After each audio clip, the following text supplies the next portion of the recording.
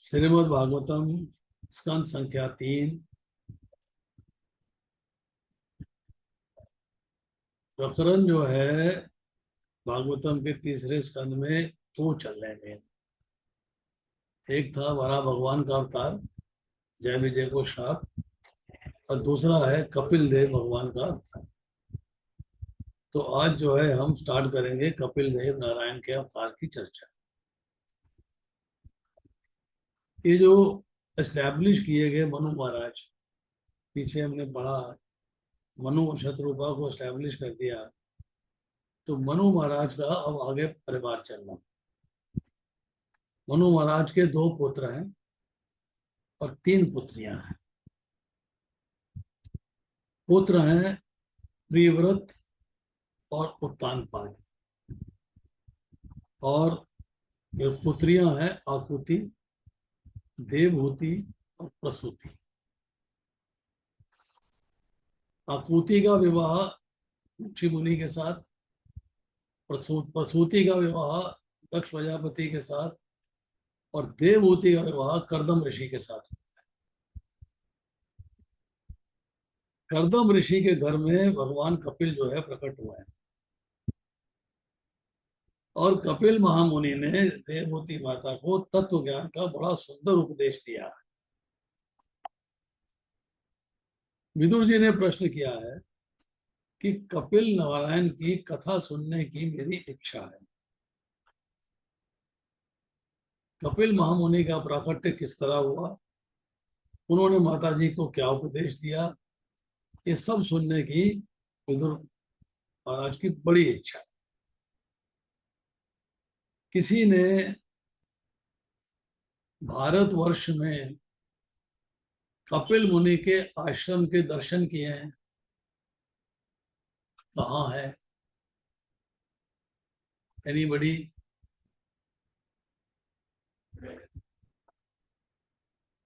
नहीं। कपिल मुनि का आश्रम जो है गंगा सागर में है।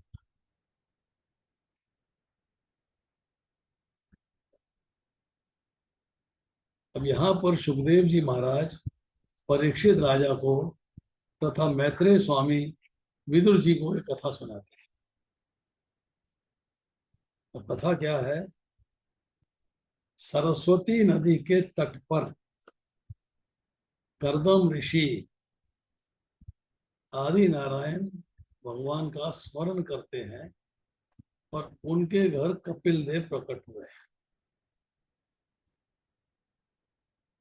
यहाँ एक सिमली आती है कि आप भी कर्दम ऋषि जैसा जीवन व्यतीत करिए तो कपिल देव आपके घर आएंगे। कपिल मुनि जो है ज्ञान के स्वरूप है। कर्दम शब्द का अर्थ क्या है? कर दम। दम मतलब दमन, जो इंद्रियों का दमन करता है, इंद्रियों को संयम में रखता है, वह कर्दम है। हम सब स्वामी हैं, इंद्रियां हमारी सेवक है। स्वामी कंट्रोल करता है, इंद्रियां कंट्रोल होती हैं। पर हो क्या रहा है कि इंद्रियां कंट्रोल करती हैं, स्वामी कंट्रोल हो रहा है, रिवर्स हो गया है। यत्ता ही अपि कौन्तेय पुरुषस्य विपश्यता इंद्रियाणि प्रमाथीनि हरन्ति प्रस्पन्ना। भगवान कहते हैं ये इंद्रियां इतनी बलवान तथा वेगवती हैं कि ये उस विवेकी पुरुष के मन को भी हर लेती हैं जो इंद्रियों को वश में करने का प्रयत्न कर रहा है। ये इतनी पावरफुल है इंद्रियां कि व्यक्ति जो है उनको वश में करने का प्रयत्न करता है, परंतु वो व्यक्ति को भी वश में कर लेता है। और भगवान कहते हैं फिर जो इंद्रियों को पूर्णतया वश में रखते हुए इंद्रिय संयमन करता है और अपनी चेतना को मुझ में स्थिर कर देता है, वह स्थिर बुद्धि कहलाता है। स्थिर बुद्धि होना है। और फिर कहते हैं भगवान भगवद गीता में इंद्रिया नाम ही चरता यद मनु अनुविधीयते तत् अस्य हरति प्रज्ञा वायु नावम इव अम्बसी। जिस प्रकार पानी में तैरती नाव को प्रचंड वायु दूर बहाकर ले जाती है, उसी प्रकार विचरणशील इंद्रियों में कोई एक जिस पर मन निरंतर लगा रहता है, मनुष्य की बुद्धि को हर लेती है।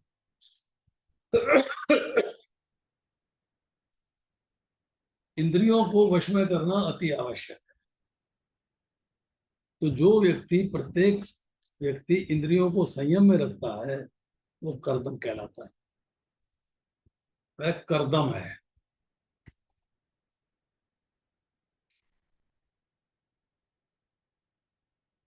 आप सब, हम सब स्वामी हैं, इंद्रियां हमारी सेवक हैं। परंतु हो क्या गया है कि हम स्वामी होने के बावजूद सेवक के वश में हैं, इंद्रियों के वश में हैं। जब स्वामी सेवक के वश में रहता है तो दुखी होता है। सेवक तो स्वामी के अधीन रहना चाहिए। सेवक में अक्ल कम होती है, इसीलिए सेवक है। और मालिक को जहां जाना होता है सेवक वहीं जाता है, पर सेवक को जहां जाना होता है वहां मालिक नहीं जाता। हमको जाना है श्री कृष्ण की शरण में, श्री कृष्ण के चरणों में, उनके चरण कमलों में। हमारी दृष्टि श्री कृष्ण के चरणों में रहे। आत्मा को जहां जाना है इंद्रियां वहां जाती हैं, पर इंद्रियों को जहां जाना है आत्मा वहां नहीं जाती। इंद्रियां सेवक हैं, आत्मा स्वामी है। कोशिश करके प्रत्येक इंद्रिय को वश में रखना चाहिए, संयम में, कंट्रोल में रखना चाहिए। किसी के पास संपत्ति हो जाए ना, पैसा हो जाए, तो उसको थोड़ा सुख मिलता है, ही फील्स हैप्पीनेस। पर अगर इंद्रियों पे संयम हो जाता है तो बहुत सुख मिलता है। शंकराचार्य स्वामी, शंकराचार्य से पूछा गया कि महाराज इस जगत में शत्रु कौन है, who is the enemy. Shankaracharya उत्तर देते हैं, शत्रुवः निजी इंद्रियाणी। आपकी स्वयं की इंद्रियां ही आपकी शत्रु हैं। प्रश्न पूछा गया कि जगत में मित्र कौन है, इंद्रियां तो शत्रु हो गई, मित्र कौन है। और शंकराचार्य जी ने कहा, अपनी इंद्रियां ही मित्र हैं। इंद्रियां अगर आपके अधीन रहती हैं तो मित्र हैं, अगर आप इंद्रियों के अधीन हैं तो इंद्रियां शत्रु। सिंपल सी बात। If you are controlling your senses and they are under your control, they are your friend. पर अगर आपने इंद्रियों का वश स्वीकार कर लिया, इंद्रियां कंट्रोल कर रही हैं, आप कंट्रोल हो रहे हैं, तो वही इंद्रियां आपकी शत्रु हैं। आपकी इच्छा के अनुसार इंद्रियों को काम करना चाहिए। आपको इंद्रियों की इच्छा के अनुसार कार्य नहीं करना। कर्दम ऋषि चित्त इंद्रिय है, मतलब उन्होंने इंद्रियों पर विजय प्राप्त कर रखी है। वह एक एक इंद्रिय को संयम में रखते हैं। वे कर्मयोगी हैं। कर्दम मुनि संयम के प्रतीक हैं। सरस्वती नदी के तट पर रहते हैं, और सरस्वती का तट अर्थात सत्कर्म का तट। सरस्वती नदी कर्म स्वरूपा है, यमुना भक्ति महारानी का स्वरूप है, गंगा माता ज्ञान का स्वरूप है, और सरस्वती नदी के तट पर कर्दम ऋषि तपस्या करते हैं, वे ध्यान करते हैं। ध्यान करने से थकान होती है तब वो जप करते हैं। जप करने में जब मन भटकने लगता है तब वे भगवान की सेवा करते हैं। सेवा करते करते जब मन चंचल उठता है तब पाठ करते हैं, और आश्रम के वृक्षों की सेवा करते हैं। सारा दिन सत्कर्म करते हैं। निरंतर सत्कर्म करने से मन शुद्ध होता है और ज्ञान का उदय होता है, स्फुरन होता है। ज्ञान बाहर से नहीं, भीतर से प्रकट होता है। दोबारा से समझिए कि जब ध्यान करते हैं तो थकान होती है। अब क्या किया जाए, थक गए, थकान हो गई तो जप करो। जप किया, जप करते करते मन भटकने लगा तो भगवान की सेवा में लग जाओ। सेवा करते करते मन चंचल हो गया तो पाठ करो। अब आश्रम के वृक्षों की सेवा करते हैं तो सारा दिन सत्कर्म हो रहा है। भगवान कृष्ण की आंख में दो चीजें हैं, एक आंख में ज्ञान है, एक आंख में वैराग्य है। भगवान जैसे प्रेम से देखते हैं, उसकी बुद्धि में ज्ञान निकल आता है, ज्ञान प्रसुप्त हो जाता है। भगवान का स्वरूप घर में रखिए, भगवान का सुंदर श्रृंगार करिए, श्री कृष्ण में दृष्टि को स्थिर करके भगवान की आंखों में आंखें मिलाकर भगवान के नाम का जप करिए। भगवान से कहिए कि वे आपको दृष्टि दें। प्रभु जिसको दृष्टि देते हैं उसकी बुद्धि में ज्ञान स्फुरित होता है। भगवान की आंखें जीव को आकर्षित करने के लिए। तेषाम सतत युक्ता नाम भजताम प्रीति पूर्वकम तदामि बुद्धि योगम तम येन मामुपयामि।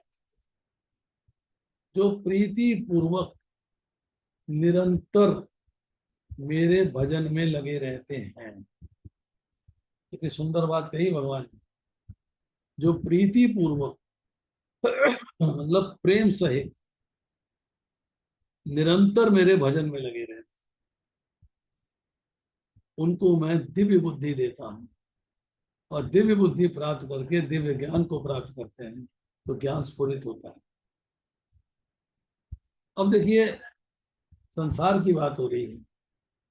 संसार के जो विषय हैं ये मनुष्य को अनेक बार रुलाते हैं, त्रस्त करते हैं, पर फिर भी विषय मीठे लगते हैं कि भौतिक संसार का आकर्षण छूटता नहीं।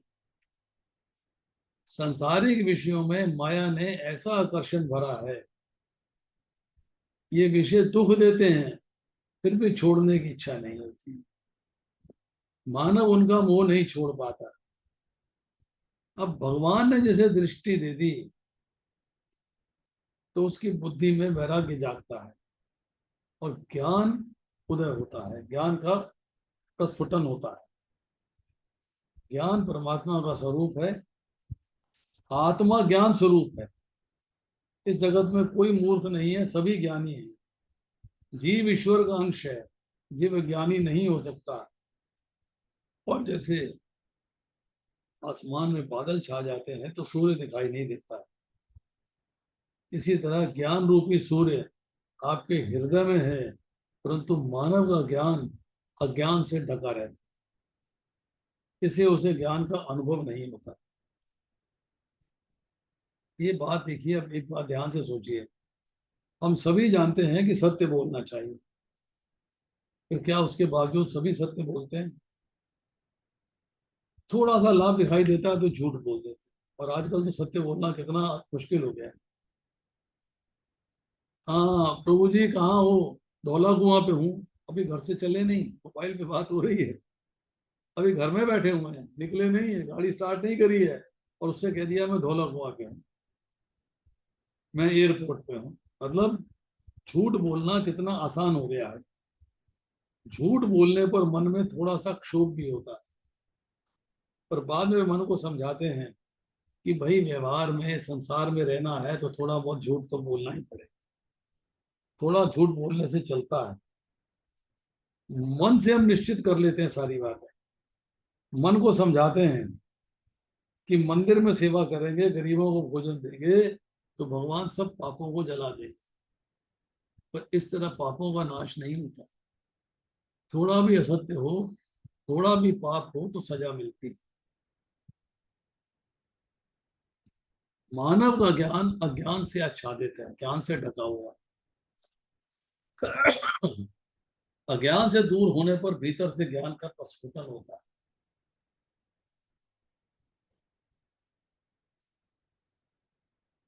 जो ज्ञान उत्पन्न होता है, जिसकी उत्पत्ति होती है उसका विनाश भी होता है। जो पैदा हुआ है वो मरेगा नहीं, जिसकी उत्पत्ति हुई है उसका विनाश भी होगा। ज्ञान को उत्पन्न मत करिए, ज्ञान को प्रकट करिए। आप सब ज्ञानी हैं, परंतु अगर आप दूसरे को मूर्ख मानते हैं तो आप स्वयं भी मूर्ख हैं। आत्मा भगवान का अंश है, आत्मा भगवान का स्वरूप है। तो भगवान ज्ञानी है तो आत्मा भी ज्ञानी है, अज्ञानी नहीं हो सकती। पत्थर के भीतर स्वरूप होता है पर हमें नहीं दिखाई देता। वो कलाकार शिल्पी जब उस पत्थर को भगवान की मूर्ति के रूप में घड़ देता है और उसकी स्थापना हो जाती है तो वही पत्थर भगवान दिखने लगते हैं। जो कलाकार है उसकी बुद्धि बड़ी सूक्ष्म होती है। शिल्पी पत्थर से मूर्ति उत्पन्न नहीं करता, वे मूर्ति को जिसने ढका हुआ है उसको निकाल देता है, हथौड़ी से, छेनी से, युक्ति से निकाल देता है तो पूरी मूर्ति जो है प्रकट हो जाती है। आत्मा ज्ञान का स्वरूप है पर ज्ञान अज्ञान से ढका हुआ है। अज्ञान को दूर करेंगे तो ज्ञान भीतर से प्रकट होता है, उत्पन्न नहीं होता। अब एक एग्जाम्पल दिया है, लोग बीमारी के लिए दवाई नहीं खाते पर रोग दूर करने के लिए दवाई खाते हैं। मतलब आरोग्य रहें, आप बिना रोग के रहें तो दवाई नहीं खाते, पर जब बीमारी हो जाती है तब दवाई खाते हैं। रोग नष्ट हो जाता है तो आरोग्य प्राप्त होता है। आरोग्य कोई अलग वस्तु नहीं है। रोग की निवृत्ति अर्थात रोग से छुटकारा और आरोग्य की प्राप्ति एक ही है, एक ही समय पे होती है। जब शरीर में रोग होता है तो आरोग्य की अनुभूति नहीं होती। दवा खाने से रोग का नाश होता है, जब शरीर में कोई रोग नहीं रहता तो आरोग्य अपने आप महसूस होना शुरू हो जाता है। उसी तरह अज्ञान नहीं रहेगा तो ज्ञान प्रकट होगा। ज्ञान को प्रकट करिए। एक साउथ से एग्जाम्पल आता है कि संत तुकाराम कहीं भी वेदांत पढ़ने नहीं गए। पंडित वर्ग ने पुस्तक में लिखा ज्ञान दिमाग में रख लेते हैं फिर उसे प्रकट करते हैं, किंतु प्रभु के प्रेम में मग्न संतों के द्वारा तो स्वयं परमात्मा ही बोलते हैं। पंडित ने पढ़ा, ज्ञान को यहाँ रख लिया और फिर उसे बोल दिया, कथा कर दी। परंतु जो संत हैं, जो भगवान के प्रेम में मस्त हैं, दिव्य ज्ञान हृदय प्रकाशितो, दिव्य ज्ञान हृदय में प्रकट हो जाता है और स्वयं भगवान बोलते हैं। संत ज्ञान को भीतर से प्रकट करते हैं। अब उसकी भी एक एलिजिबिलिटी है कि शुद्ध मन में ही ज्ञान टिक पाता है। आपने कभी घड़े में छेद हो तो पानी से भरता नहीं। ये शरीर भी घड़े जैसा है, इसमें भी 9 छेद हैं, 2 आंखों के, 2 कान के, 2 नाक के, 1 मुख का, 1 उपस्थ और 1 उदर।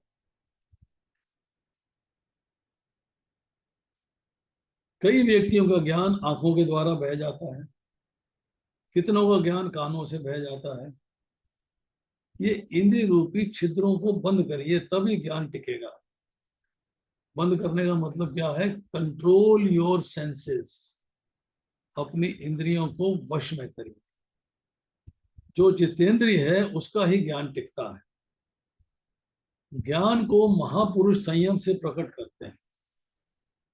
जगत में ज्ञान बहुत बड़ा है। पुराने जमाने में इतनी किताबें नहीं थी, इतनी पुस्तकें नहीं थी। वेद को श्रुति कहते हैं, श्रूयते इति श्रुति है। ऋषि सारे ज्ञान को मस्तिष्क में ही रखते थे और किताबें नहीं होती थी। अब जीवन में संयम नहीं रहा, इससे ज्ञान बढ़ने पर भी शांति नहीं मिलती। समय समग्र ज्ञान पुस्तकों में ही आ रहा है, लोगों के मस्तिष्क में कुछ नहीं, पुस्तकों से लिया हुआ ज्ञान। अब कर्दम ऋषि ने अनेक वर्षों तक भगवान की आराधना करी। जब जीव लायक होता है, एलिजिबल होता है, योग्य होता है, तभी भगवान दर्शन देते हैं। तब चतुर्भुज नारायण प्रत्यक्ष प्रकट होते हैं। अब देखिए, कर्दम ऋषि को भगवान के दर्शन हुए। दर्शन में वो अति आनंद पाते हैं, मानते हैं कि आज मेरी आंखों का होना सार्थक है। आंखें हैं, भगवान के दर्शन हो गए। भगवान के दर्शन हैं तो आंखों का प्रॉपर यूटिलाइजेशन हुआ है, सार्थकता है उसकी। जगत को देखते हैं, जगत को एंजॉय करते हैं, तो आंखों का यूटिलाइजेशन नहीं है।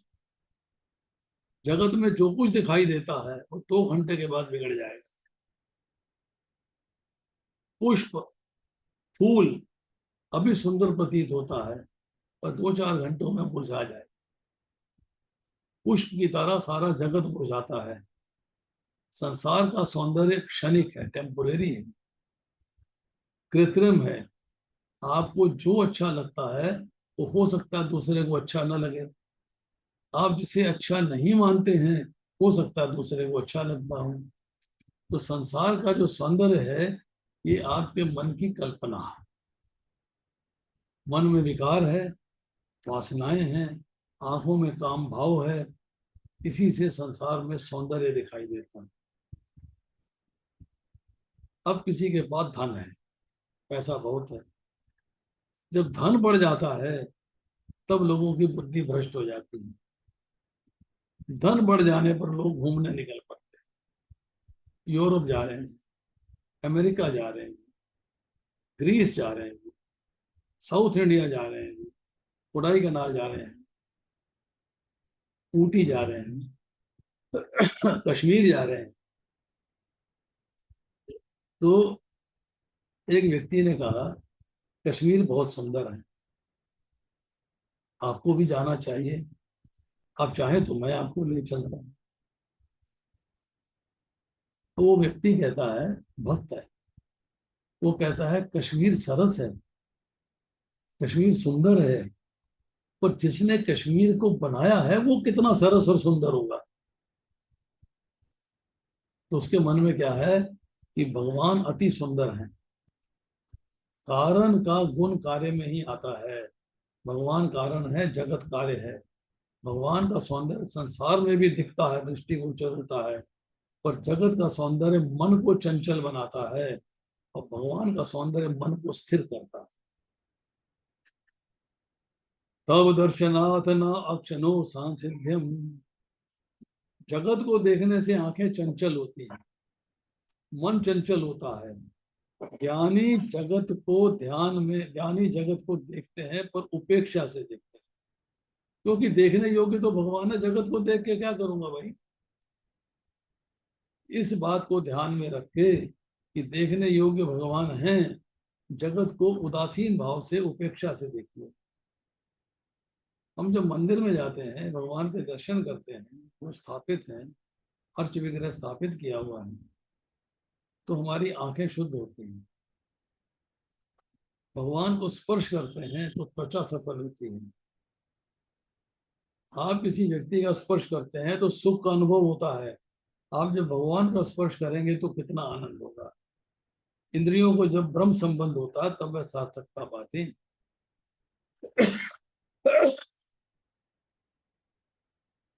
कर्दम ऋषि भगवान नारायण के दर्शन कर, भगवान प्रेम से कर्दम ऋषि को देखते हैं। कर्दम ऋषि के शरीर में हड्डियां ही रह गई हैं। उन्होंने बहुत दुख सहे हैं, बहुत तपस्या की है, शरीर अति दुर्बल दिख पड़ता है। उनके दुर्बल शरीर को देखकर भगवान की आंखों में आंसू आ जाते। ठाकुर जी की आंखों से बहे इन प्रेम आंसुओं, जो आंसू बहते हैं प्रेम के आंसू हैं, वो उसे जो है, जो सरोवर बना है, उसको वैष्णवगण बिंदु सरोवर कहते हैं। सिद्धपुर एक जगह है, सिद्धपुर, उसकी यात्रा जिन वैष्णवों ने की है उन्हें मालूम है कि सिद्धपुर में बिंदु सरोवर है। कहाँ है? दक्षिण भारत में एक पर्वत है ऋषिमुख। ऋषिमुख पर्वत के पास शबरी माता का आश्रम है। ऋषिमुख पर्वत वो है जहाँ सुग्रीव कहा करते थे। शबरी माता के आश्रम के पास है पंपा सरोवर। रामचंद्र जी वहां पधारे हैं। बड़े बड़े ऋषिगण जो है राम जी को आमंत्रण देते हैं कि हमारे आश्रम में पधारिए, हमारे आश्रम में आइए। तब राम जी पूछते हैं शबरी माता का आश्रम कहाँ है, मुझे शबरी जी के घर जाना है। शबरी माता सारा जीवन राम जी को ढूंढती रही। भगवान कहते हैं जो मुझे ढूंढते हैं एक दिन मैं उन्हें ढूंढता हुआ उनके घर जा पहुंचता। श्री राम शबरी जी के घर में पधारे हैं। जब आप उत्तर भारत में जाते हैं तो हिमालय में मानस सरोवर है। जीव और शिव दोनों का वहां मिलन होता है। जिन वैष्णवों ने 84 कोस ब्रज की परिक्रमा की है वे जानते हैं कि ब्रज की परिक्रमा में अनेक सरोवर आते हैं। कुसुम सरोवर, चंद्र सरोवर, अप्सरा सरोवर, बहुत सारे सरोवर आते हैं। ब्रज की परिक्रमा में मुख्य प्रेम सरोवर है जहाँ राधा और कृष्ण का प्रथम मिलन हुआ था। राधा जी 3 वर्ष की थी, कन्हैया 5 वर्ष की थी। श्री कृष्ण ग्वालों के साथ खेल रहे थे। एक बार खेल खेल में वे निकुंज में छिप गए। राधा जी भी सखियों से बिछुड़ गई हैं और जहां कृष्ण छिपे हैं वहीं निकुंज में जा पहुंचते हैं। राधा जी को कृष्ण का प्रथम दर्शन हुआ। श्री कृष्ण राधा जी को देखते हैं। श्री राधा कृष्ण प्रेम की मूर्ति हैं। प्रथम दर्शन में अति आनंद जब हृदय में नहीं समा सकता तो आंखों से प्रस्फुटित होता है। दोनों की आंखों से प्रेम के अश्रु बहने लगे। उन आंसुओं का बना सरोवर और उसे वैष्णव कहते हैं प्रेम सरोवर। बिंदु सरोवर की कथा को आगे बढ़ाते हैं। नेत्रान पतनम श्रुति वदम, परमात्मा की आंखों से आंसू बहने लगे। भगवान ने कर्दम ऋषि को वर मांगने के लिए कहा। कर्दम ऋषि ने भगवान से कहा कि आपके दर्शन हो गए तो मैं क्या मांगू, मुझे कुछ नहीं चाहिए। भगवान के दर्शन के बाद जो लौकिक सुख मांगता है वह अज्ञानी है। एक माता जो है बूढ़ी जंगल में से लकड़ी इकट्ठी करती थी और उसके ऊपर रख के खाना बनाती थी, चूल्हा जला और भगवान के नाम का जप करती रहती थी, आते जाते जप करती रहती। एक रात जब वो आ रही थी वापस तो उसे लगा कि लकड़ी का गट्ठर बहुत भारी हो गया, तो उसने उसे नीचे रख दिया और थोड़ी देर के बाद कोशिश करी तो उससे उठा नहीं। तो वो कहने लगी मैं घर कैसे जाऊंगी, बच्चे भूखे बैठे होंगे, मैं खाना कैसे बनाऊंगी, ये कैसे करूंगी, वो कैसे करूंगी। तो भौतिक संसार की सारी बातें उसको याद आनी शुरू हो गई और भगवान के नाम का जप करती रही साथ साथ। भगवान प्रकट हो गए, कहते मैया मैं क्या सहायता करूं। अरे आ गए हो, सहायता करोगे, चलो एक गट्ठर मेरे सर पे रख दो, मैं घर पहुंच जाऊं। अरे भगवान के दर्शन हो गए हैं, उनसे उनसे लौकिक सुख मांगा है, उनसे आध्यात्मिक सुख नहीं मांगा कि मुझे अपने घर ले चलो, मुझे धाम ले चलो। उसे कहती है मुझे गट्ठर सर पे रख दो, मुझे जाके खाना बनाना है, बच्चों को खिलाना। तो जो अज्ञानी है वो लौकिक सुख मानते हैं। जिसे भगवान के स्वरूप का ज्ञान है, जिसे भगवान के स्वभाव का ख्याल है, वह कभी भी लौकिक सुख नहीं मानता। लौकिक सुख तो पशु पक्षी को भी मिलता है। कर्दम ऋषि बोले मैं ये बोल रहा हूं पर मैं क्या करूं, मेरे पिता की आज्ञा है तुम विवाह करो। विवाह करने की इच्छा से ही मैंने तपस्या करी है, मुझे विवाह करना है। परंतु मेरे मन में ऐसी भावना है कि विवाह हो पर घर में सत्संग मिले। मैं स्त्री का संग नहीं मांग रहा हूं, मैं घर में सत्संग मांग रहा हूं। मैं काम पत्नी नहीं, मैं धर्म पत्नी चाहता हूं। हमारे ऋषिगण स्त्री को धर्म का साधन मानते हैं। स्त्री भक्ति का साधन है, भोग का साधन नहीं। स्त्री धर्म पत्नी है। कन्यादान का जब संकल्प होता है तब कन्या के माता पिता जमाता को सावधान करके कहते हैं ये कन्या तुम्हारी धर्म पत्नी है। स्वेच्छाचारी और विलासी जीवन के लिए अपनी कन्या नहीं दे रहा हूँ, तुम्हें धर्म का पालन करने के लिए अपनी कन्या दे रहा हूँ। कन्यादान महान पुण्य है। स्वर्ण का दान, चांदी का दान तो जड़ पदार्थ का दान है, और कन्या दान एक लाइव लिविंग चीज आपने दान दी है, वे महान दान। पति और पत्नी का पवित्र संबंध भगवान के लिए है, धर्म के लिए है। करदम ऋषि भगवान से मांगते हैं कि आप ऐसी कृपा करिए कि मेरा विवाह किसी धर्म कन्या के साथ हो। कदाचित कभी मेरे मन में पाप आ जाए तो मेरी पत्नी मुझे समझाकर पाप करते हुए रोक दे, मुझे भगवान की राह में ले जाए, मुझे भगवान के लिए वे स्थिर बनाए और भक्ति में मेरा साथ दे। भगवान मुस्कुराए, स्मित हास्य किया, बोले परसों मनु महाराज कन्या लेकर आएंगे। मेरे भक्तों के मन में जब कोई संकल्प जागता है तो वह मुझे मालूम पड़ जाता है। मैंने सभी तैयारियां कर रखी हैं। भक्तों के हृदय में भगवान विराजमान होते हैं। भक्तों के मन में जब कोई लौकिक संकल्प जागता है तो भगवान को मालूम पड़ ही जाता है, वो हृदय में है, अंतर्यामी है। भगवान ने कहा कन्या अति सुशील है, आप उसी कन्या से विवाह करिए। आपका गृहस्थ आश्रम जगत में आदर्श रूप बनेगा। आपके घर पुत्र रूप में मैं जन्म लूंगा। मैं जगत को उपदेश देना चाहता हूँ। भगवान ने करदम ऋषि को वरदान दिया और भगवान अंतर्धान हो गए। इस ओर मनु महाराज की कन्या की चिंता हुई, विचारने लगे अब इसका विवाह करना चाहता हूँ, अब ये बड़ी हो गई है। मनु महाराज चिंता में है। उसी समय देव ऋषि नारद वहां आए, कुशल समाचार पूछ रहे हैं। पूछते हैं आज आप उदास हैं, चिंता में हैं, ऐसा लग रहा है। मनु महाराज कहते हैं कि गृहस्थ आश्रम चिंता का घर है। गृहस्थ को प्रभु में विश्वास ना हो तो उसका जीवन चिंता में ही बीत जाता है।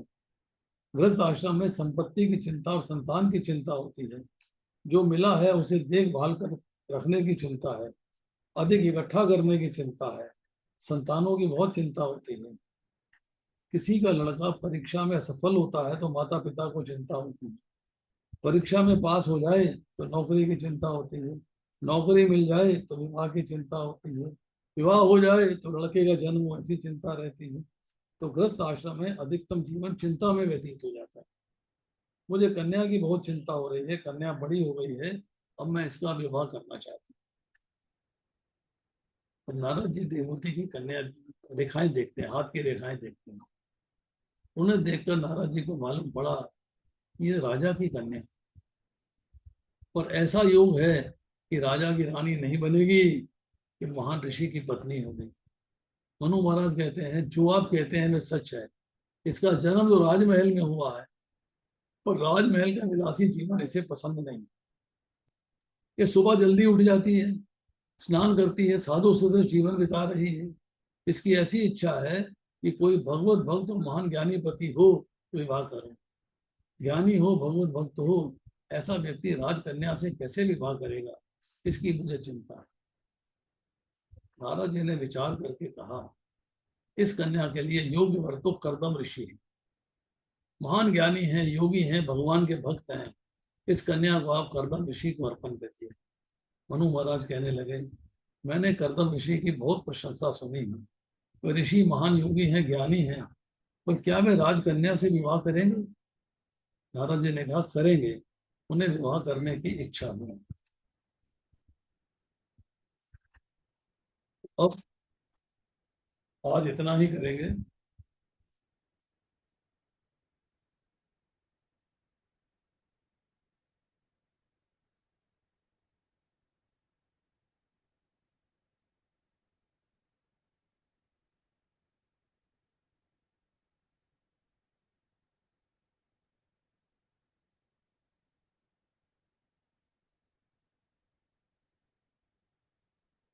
आज इतना ही,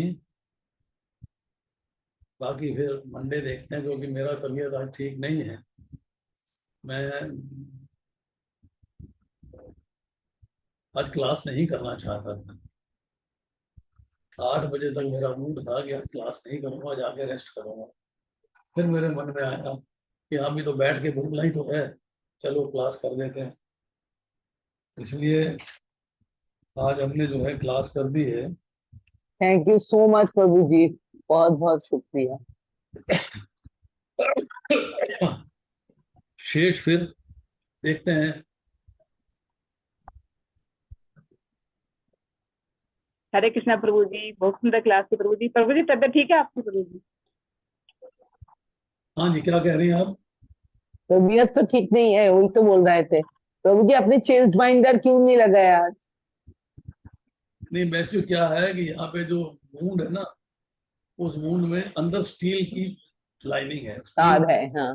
हाँ, उसमें एक पॉइंट जो है ना, उसमें पेन है, चुभता है। और उसमें हल्का सा पस भी पड़ गया।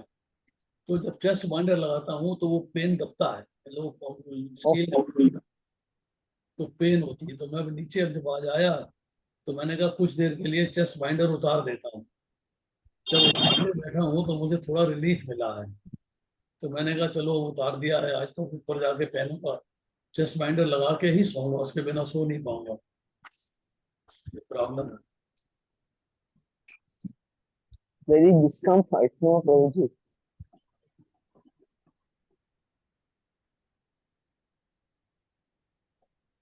चलिए, आपको कथा ठीक ठाक लग रही है तो मेरा सौभाग्य। प्रभु जी ठीक है बहुत सुंदर प्रभु जी, बहुत सुंदर। बहुत अच्छी है प्रभु जी, धन्यवाद प्रभु जी, बहुत ही बहुत बहुत सुंदर तुम।